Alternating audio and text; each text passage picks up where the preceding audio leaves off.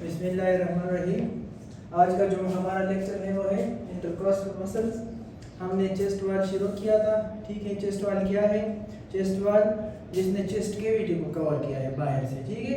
तो चेस्ट वाल में डिफरेंट स्ट्रक्चर्स आते हैं फ्रॉम सुपरफिशियल टू डीप। इसमें हमने रिब्स पढ़े थे, इसमें हमने स्टर्नम पढ़ा था। आज का जो टॉपिक है वो क्या है? वो है इंटरकॉस्टल मसल्स, ठीक है। यानी जो इंटरकॉस्टल स्पेस है इसके दरमियान कौन कौन सी मसल्स है वो हम आज पढ़ेंगे। जो इंटरकॉस्टल स्पेस यानी दो रिब्स के दरमियान जो स्पेस है इसमें तीन मसल है। कितने मसल हैं? तीन मसल। सबसे पहला यानी सबसे सुपरफिशियल जो मसल है वो है एक्सटर्नल इंटरकॉस्टल।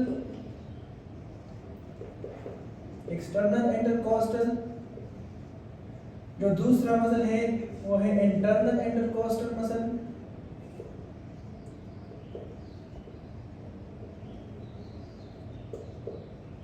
और जो तीसरा मसल है वो है इनरमोस्ट यानी सबसे डीपेस्ट।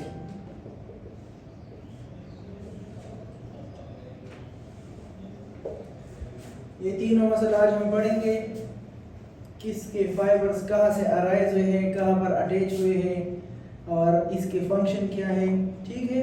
तो वन बाय वन इसको पढ़ते। सबसे पहले जो एक्सटर्नल इंटरकॉस्टल मसल है इसके जो फाइबर्स हैं वो देखिए। फॉर एग्जांपल ये दो रिब्स है, इसके दरमियान स्पेस है। स्पेस में ये मसल होती है जो अपर रिब है उसकी लोअर बॉर्डर से अराइज होता है और जो लोअर रिब है उसकी अपर बॉर्डर पर अटैच होते हैं, ठीक है।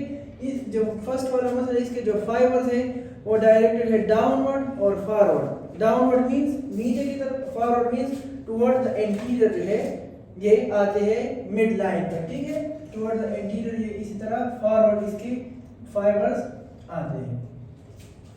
जब ये एंटीरियर यानी स्टर्नम जो कोस्टल कार्टिलेजेस है ये जो है बार्स ऑफ कोस्टल कार्टिलेज, जब कोस्टल कार्टिलेजेस तक पहुंच जाते हैं तो यहाँ पर ये एपोन्यूरोसिस में जो है कन्वर्ट हो जाते हैं। किसमें?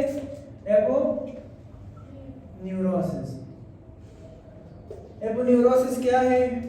मसल टू बोन कनेक्शन और muscle to muscle connection in the form of sheath, ठीक है। तो एपोन्यूरोसिस में कन्वर्ट हो जाते हैं। इस एपोन्यूरोसिस को हम क्या कहते हैं? एंटीरियर और एक्सटर्नल इंटरकॉस्टल मेम्ब्रेन, ठीक है। एंटीरियर और external intercostal membrane. External intercostal muscles का फंक्शन क्या है? ये क्या है? External intercostal muscles. इसका EIM का फंक्शन क्या है? इसका जो फंक्शन है वो है रिब्स को एलिवेट करना, मतलब रिब्स को ऊपर की तरफ ले जाना ड्यूरिंग इंस्पायरेशन। इंस्पायरेशन मींस जब हम सांस लेते हैं, देखिए तो इंस्पायरेशन के दौरान हमारा चेस्ट राइज होता है, अपवर्ड जाता है, ठीक है। तो इस दौरान ये कौन सी मसल इसको पुल करता है अपवर्ड? वो एक्सटर्नल इंटरकॉस्टल मसल्स, ठीक है। जो दूसरा मसल है वो है इंटरनल इंटरकॉस्टल मसल यानी एक्सटर्नल के बाद। इसके जो फाइबर्स है वो बिल्कुल इसके अपोजिट है। मैं ये दूसरे इंटरकॉस्टल स्पेस पर इसके एग्जांपल देता हूं। इसके फाइबर्स डाउनवर्ड है और बैकवर्ड की तरफ गए हैं, ठीक है। ये इसके जो फाइबर है जब लेटरल चेस्ट वॉल तक पहुंच जाते हैं तो वहां पर ये एपोन्यूरोसिस में कन्वर्ट हो जाता है, जिसको हम कहते हैं, इस एपोन्यूरोसिस को हम फिर कहते हैं एपोन्यूरोसिस। इसको हम फिर पोस्टीरियर और इंटरनल इंटरकॉस्टल मेम्ब्रेन कहते हैं, ठीक है। ये कौन सा मसल है? Internal intercostal muscle. इसका फंक्शन क्या है? उसका फंक्शन था एलिवेट करना रिब्स को ड्यूरिंग इंस्पायरेशन।